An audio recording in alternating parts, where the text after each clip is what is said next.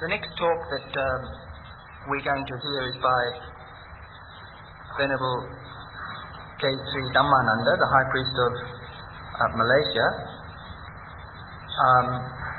Dr. Dhammananda is well known for his tremendous Dhammadutta work in Malaysia.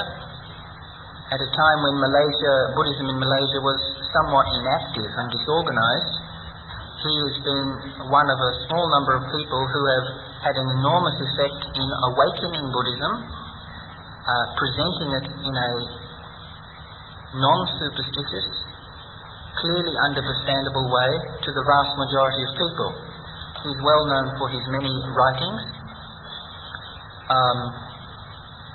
and he will be talking to us today on how to face modern challenges.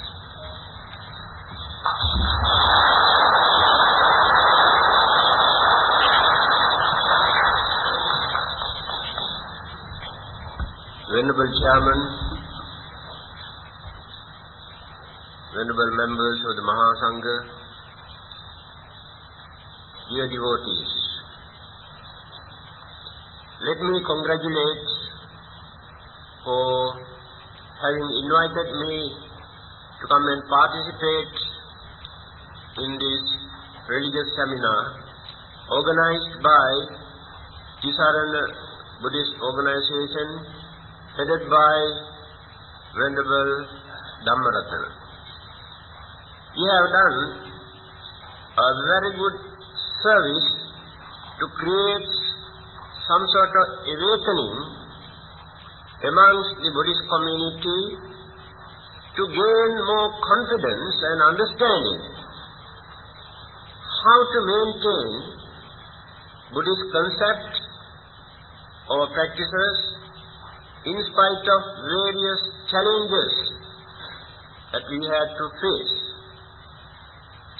So this morning, Dr. Dhammasiri, in his talk, given various reasons as fundamental advices from the Buddhist point of view.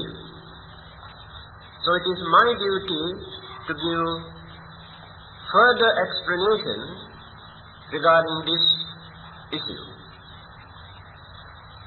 How to face the challenges, especially modern challenges. Well, religionists are going to defend. But do you think all those challenges are unreasonable? I believe many of those challenges are reasonable. Why? Religions are based on belief, faith, and mythology, and traditions, and customs. But modern challenges are based on experiment, investigation, observation, and realization. We have to admit, in every religion, there are a lot of superstitious beliefs that we cherish and promote as religious way of life. Because of this attitude, many of those scientists, rationalists, freethinkers, agnostics declare war against all those existing religions. Religionists had a losing battle for nearly 100 years. In the end, they had to surrender.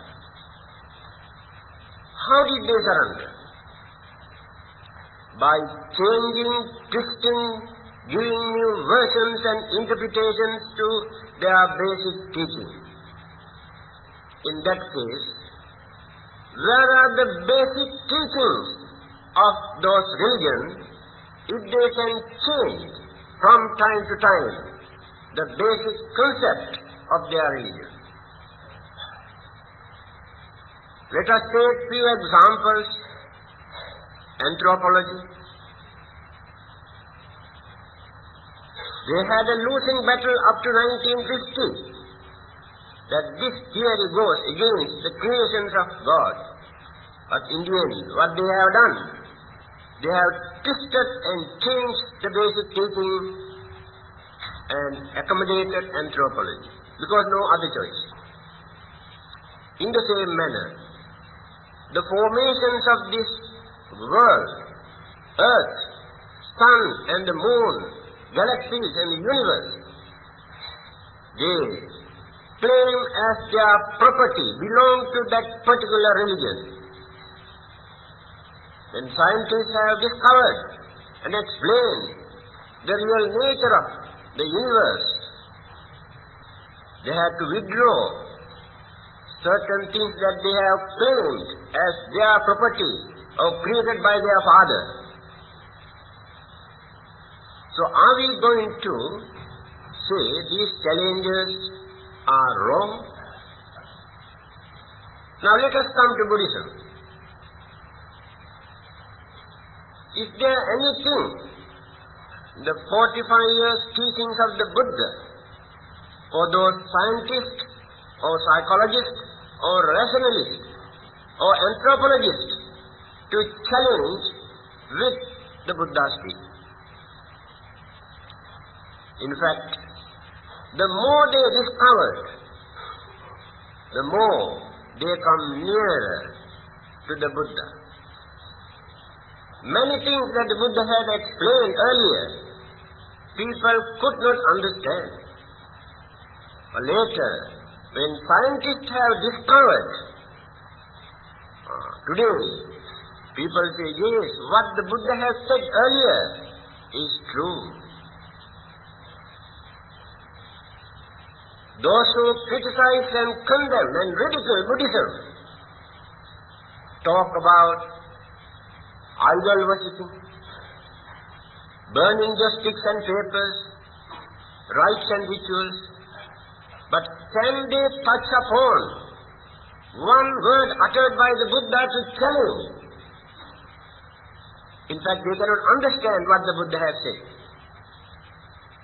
When they want to ridicule this religion, they talk only about these few items.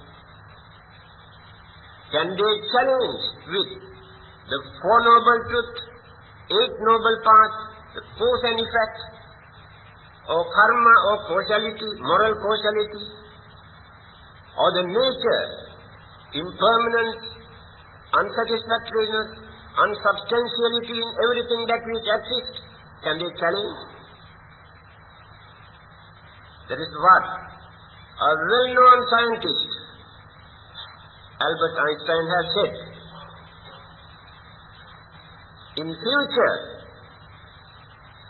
if religion is needed, according to our scientific education, only one religion can remain in this world. That is Buddhism. In his biography, he has written like this. He was not a Buddhist. So intellectuals can appreciate the Buddha's interpretation of our life and existence and world and the universe and phenomena. But others create their imagination by following age-old traditional beliefs which were recorded in their holy book and introduced as divine message. So Buddhists have no challenge. There is nobody in this world who can challenge with the Buddha's teaching, because the Buddha has revealed only truth. He did not introduce a religion. He He did not introduce a philosophy or psychology. But all those things are there. But the truth is the nucleus of Buddhism. Remember, no one can monopolize the truth. Truth does not belong to any particular religion. A religion cannot create the truth. Truth exists. But unfortunately, people cannot understand the truth. That is what the Buddha says. Whether the Buddhas appear or not, the Dharma or the truth remains. Due to their ignorance and misunderstanding, completely eclipse their mind, and they experience the difficulty of understanding the Dharma or the truth. Instead of following a religion,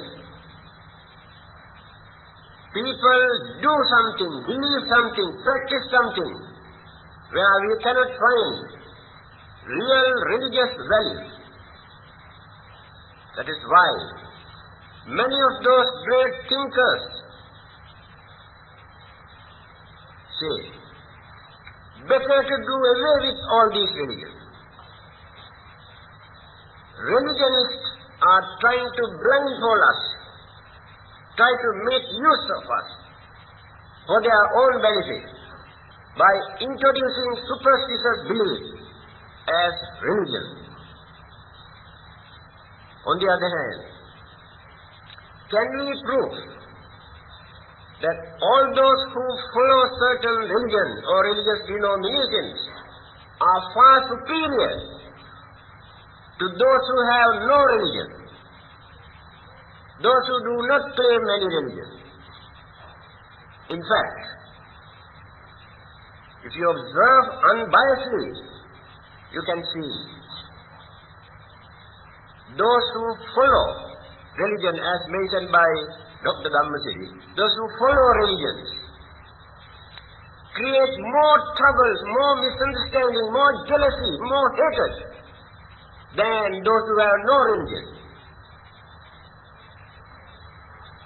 Those who have no religions are united, but so-called religionists who glorify about their religion have more jealousy and anger and enmity, hatred towards others. Then what is the big idea of maintaining a religion? You can forget about religious labor. People are trying to introduce our religion or my religion, but there is nobody to introduce religion.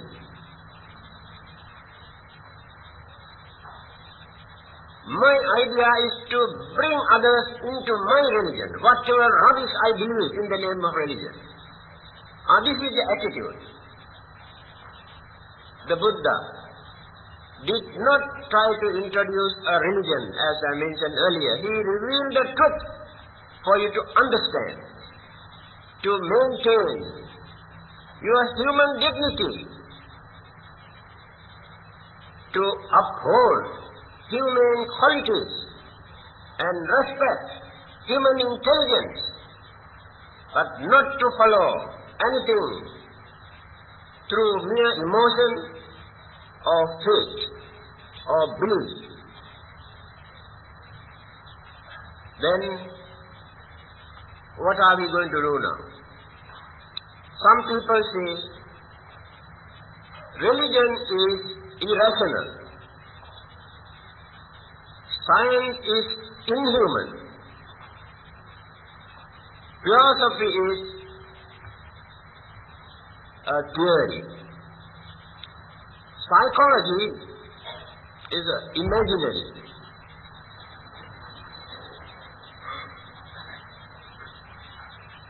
Politics is dirty.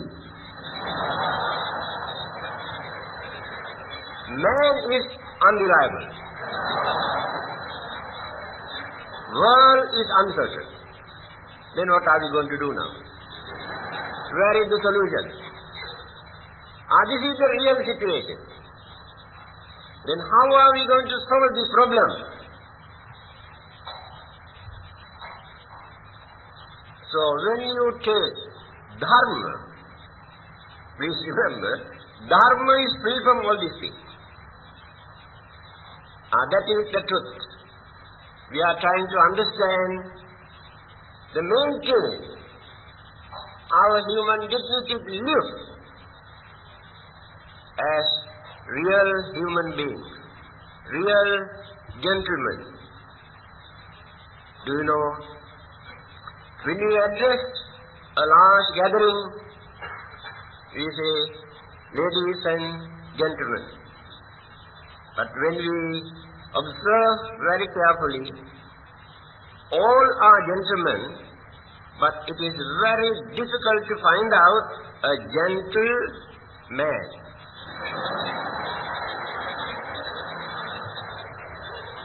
This is the truth.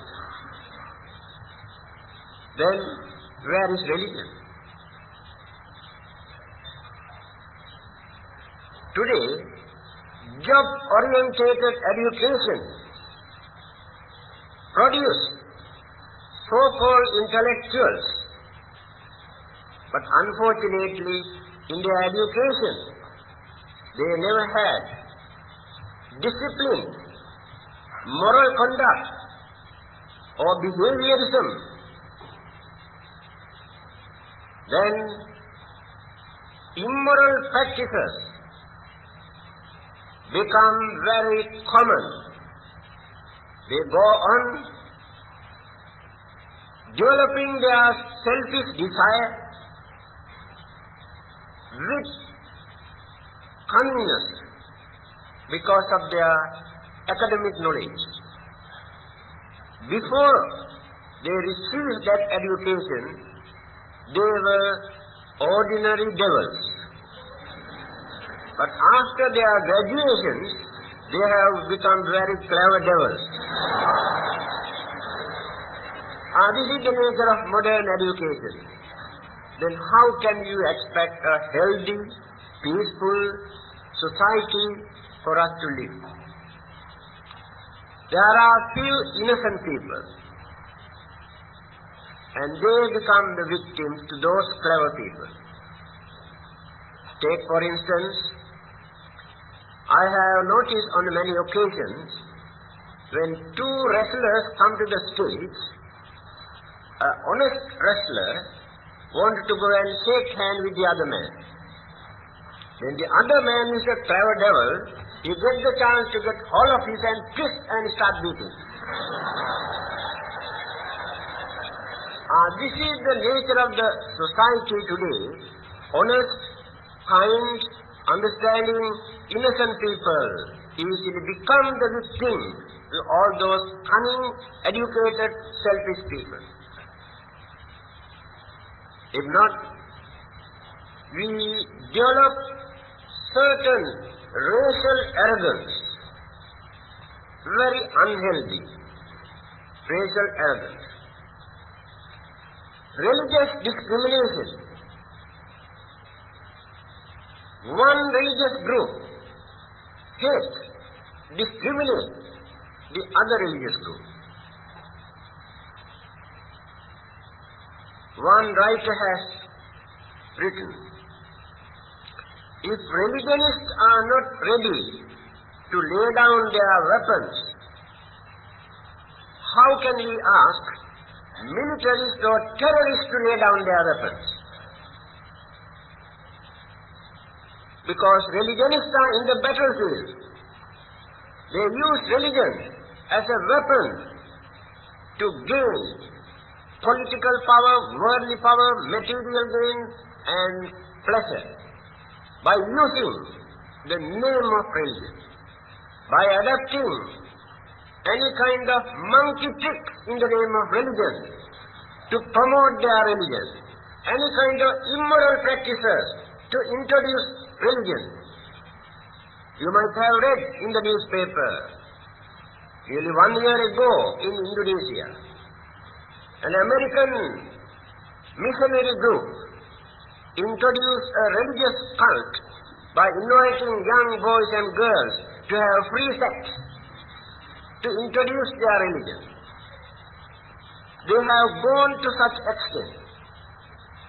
In Europe, one particular church, when the priest could not find out the followers to go and pray the Sunday morning, what he did, he opened a liquor bar in the church. Then people started going there, and after having nice drink, they can pray louder. They can pray louder. How do they pray? First, they pray. After praying, they pray on. That pray means P-R-E-Y, pray. Pray on others. This is the nature of their prayers. That is why I told you, whatever man handles today, whether it is politics or religions or education, he misuse, abuse, disgrace because of his selfishness and cunningness. These two forces are ruling the whole world today. The world has become a real battlefield. The whole world is in a chaotic condition today because of this man's selfishness and cunningness. Can you find the answer from heaven by praying? Is there anybody to settle this problem?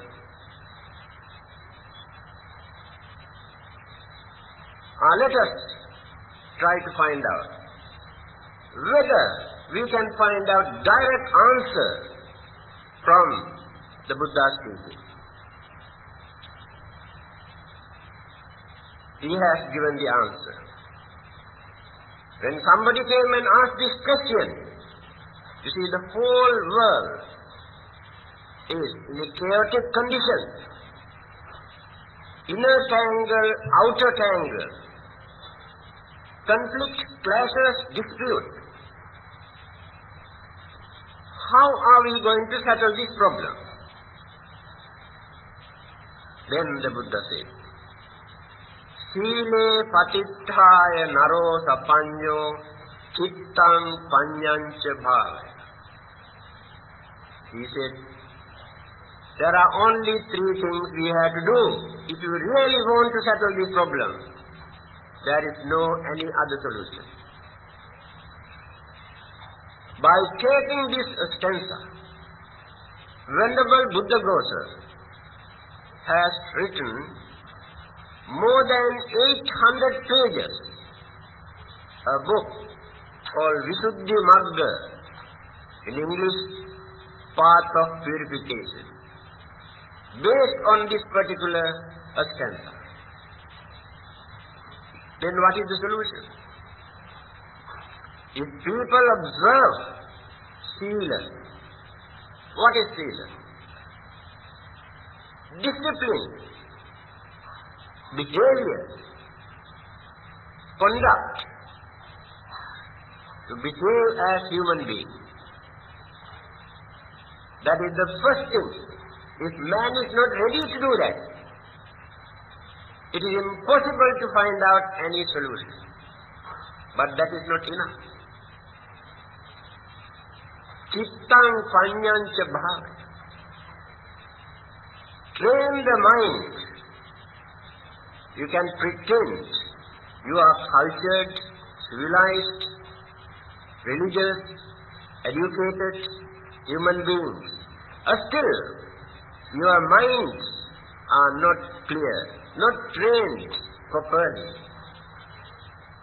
If the mind is not trained, at any moment, that uncertain mind can create enormous problems, because there are three main evil roots in our mind. Whether we are good or bad, these three evil roots, evil forces, remain submerged in our mind. Circumstances, environment arouse, then flare up. After that, no controlling power. We cannot apply the brakes at that time. That is why training is important. This training is not like animal training. You know, those who perform certain circus, they catch wild animals, fierce animals, lions and tigers, and play with them. And we think they are tamed. They were not tamed. Fear, the master has injected into their mind by beating, torturing those animals. Because of that fear, animals keep quiet. But no training in the mind. No understanding in the mind. But occasionally, the real animal nature, you can see, suddenly they jump and kill the master in the circle. So if the animals are like this, what about human beings who got intelligence? This intelligence is a very dangerous thing if it is not properly trained and guided. That is why the Buddha says, mental training is the most important thing. You might have read the human rights, the UNESCO Human Charter. The main problem or the cause of the war, it is mentioned, man's mind creates war. But the same mind can bring about peace. So, they refer to the Buddha, what he has said 2,500 years ago in Dhammapada, the first stanza, Mano Kubbangama Dhamma. Mind is responsible for everything good and bad in this world. Neither God, nor devil, nor ghost, but the man's mind. God, devil, ghost are there in the man's mind. Man can act as God, as devil, and as ghost. If that mind is not properly trained, man can misuse this and create enormous problem, disaster. Then the Buddha says, train the mind. You cannot train another man's mind. What is happening today? I try to train you and you try to train me. There is a nice parable in the Buddha's teaching. A master and a student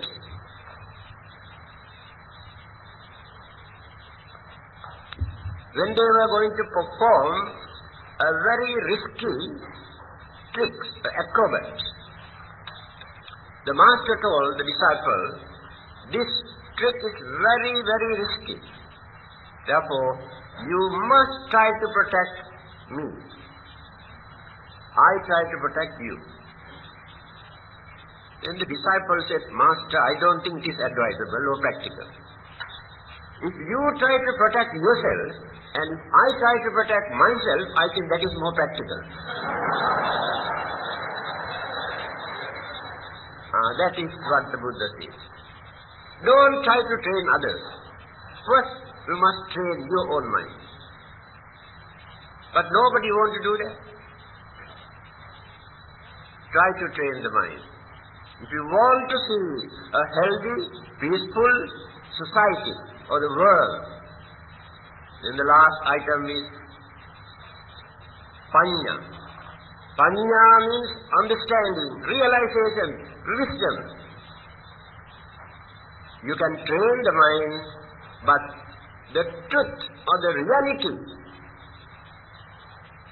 a skill not appeared in the mind, therefore can be misled at any time. So, moral development or discipline is the foundation. First you have to lay this foundation. Without laying this foundation, it is impossible for you to build up.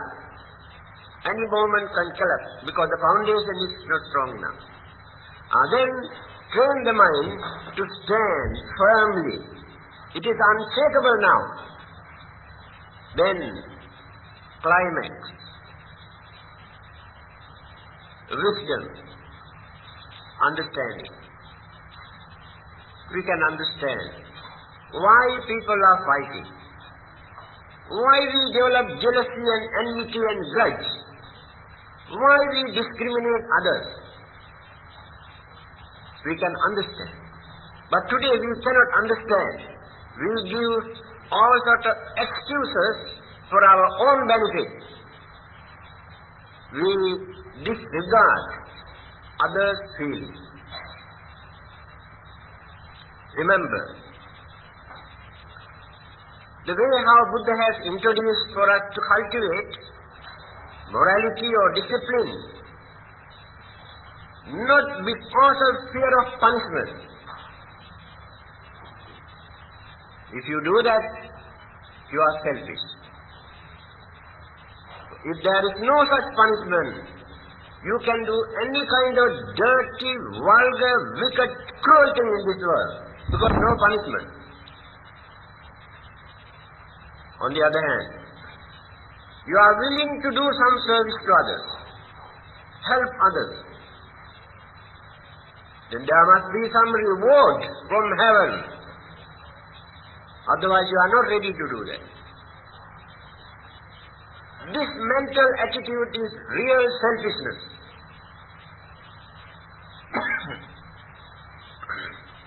Now let us see the Buddha's attitude. He does not talk about this punishment or hellfire or heaven as a reward.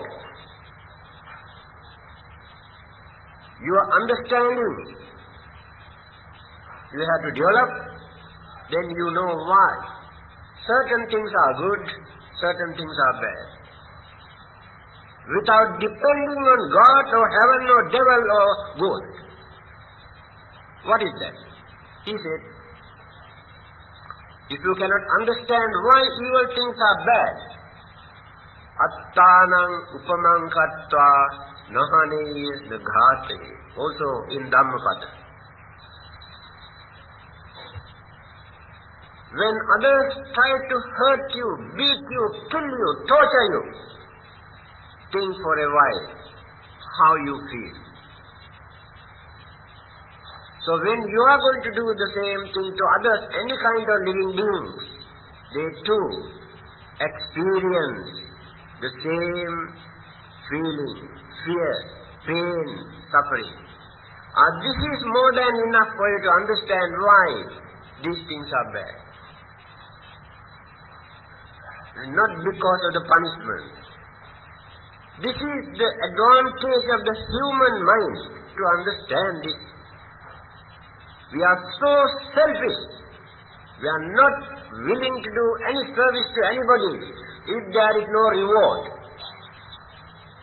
Then how are we going to cultivate your virtues, your kindness, your compassion, your honesty? No chance at all. On the other hand, we don't like to kill, or it is forbidden according to our religion. If not, the God punish me if I kill. Is it not selfishness? Why not you think in this way? As human beings who can understand things, it is unfair, it is cruel, it is painful, create enormous suffering if I destroy or disturb or beat or kill them. Then you have given a chance to your mind to cultivate certain good qualities, kindness, compassion, understanding, patience. If you depend on punishment, you never give this chance for your mind to think in that thing. So, these are the three things the Buddha has introduced to face any kind of challenges in this world, whether modern challenges or old challenges, makes no difference. Challenges were there even during the Buddha's time. Why? The Buddha's teaching is so rich, philosophically, ethically, morally, doctrinally, scientifically, rationally, because there was lot of challenges from various other religious denominations in India. Why? The Buddha was a religious revolutionist. He has revolutionized the whole system, religious system, and rationalized and given very reasonable interpretations to many of those existing religious beliefs and traditions and practices. Then a lot of challenges from philosophers, religious teachers. So he had to face them. Dialogue, debate, discussion, enrich a Buddhist doctrine. That's why intellectuals, especially in the Western countries, say Buddhism is a real gold mine to us. The more we dig and dig, the more we can find valuable things. So it is not a belief, it is not a mythology, it is not a tradition, it is not an old-fashioned. It is the truth. So, where are the challenges? There is nobody to challenge, as I mentioned earlier, with the truth revealed by the Buddha. People say they have discovered so many new systems, new methods, but can they refute or ridicule or oust what the Buddha has said according to their new discoveries? Can you bring up even one issue? You can ask only one question. People are used to many kind of immoral practices. Today, they don't regard them as immoral. When you ask, Buddhism says it is unfair for us to do that. How can we live without these practices? Because we are used to them. Remember, we cannot lower the status, the dignity of Buddhism according to your way of life. Moral degeneration, a spiritual bankruptcy already have taken place in the man's mind.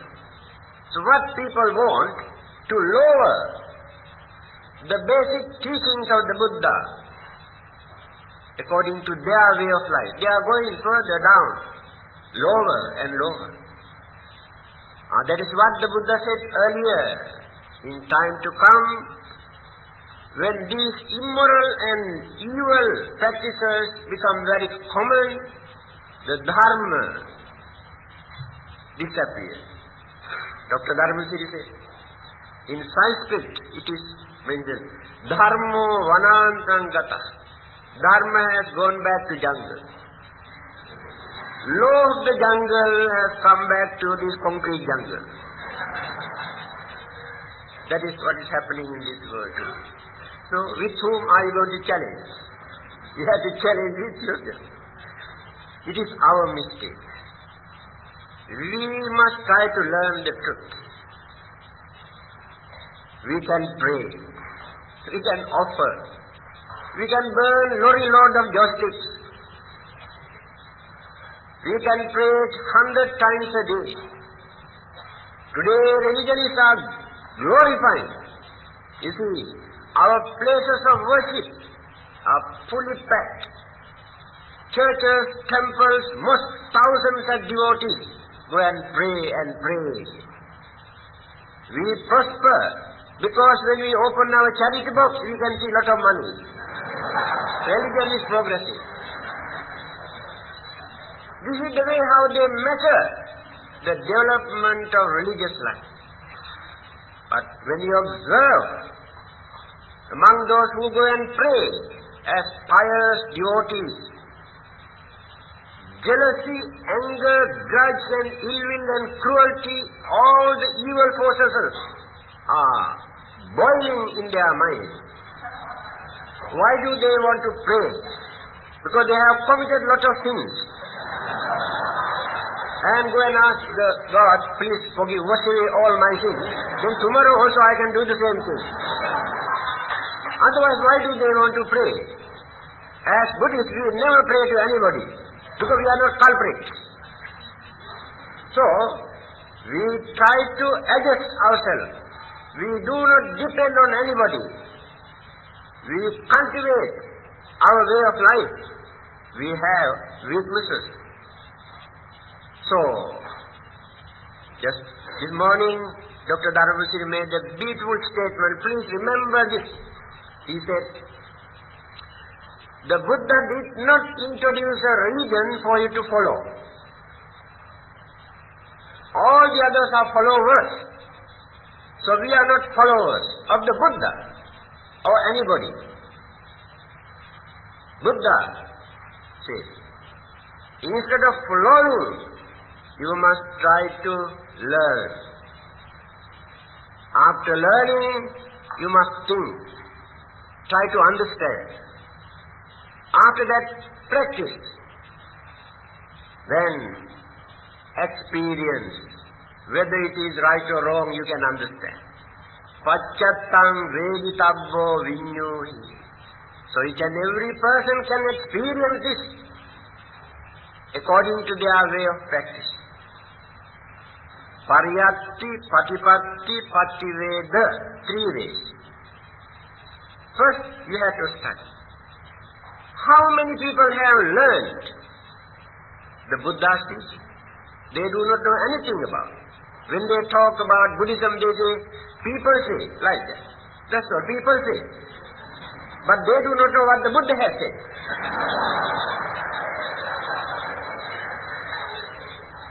Try to understand. Dhammapada is a beautiful book. It is a Buddhist Bible. If you want to use the word Bible, it is a Buddhist Bible. Such a nice sayings of the Buddha, advices for us. Then after learning, you can understand whether it is right or wrong, without depending on Buddha or without depending on your Guru. Because you have human mind to understand, but you never give that chance. So,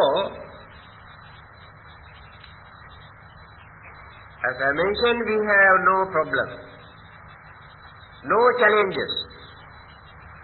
Yes, there are many challenges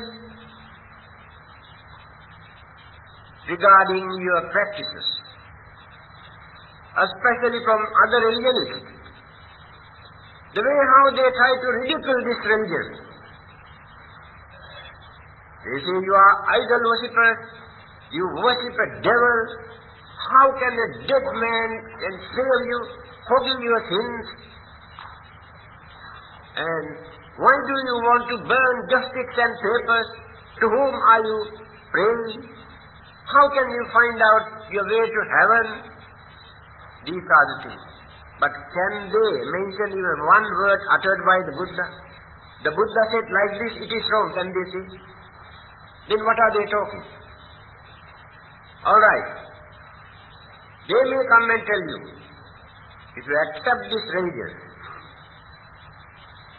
after your death or when you are going to die, the God forgive your sins, original sins. Otherwise you have no chance to go to heaven. Because they have taken the whole agency from heaven.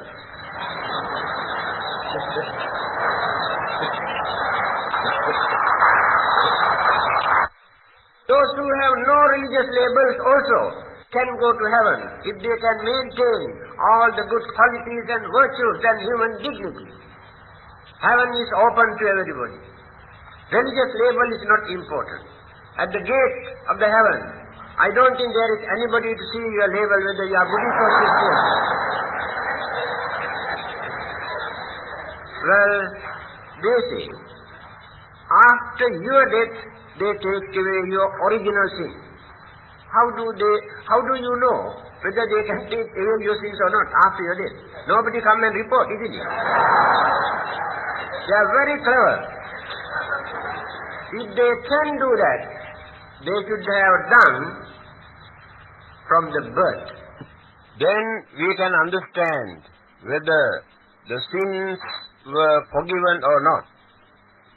Please remember, from the Buddhist point of view, if there is anybody in this world who can take away your sins, you are the only one who can do that, but not simply by worshipping or praying to anybody.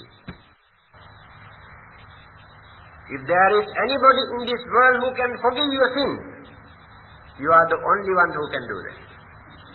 Another person cannot forgive your sins.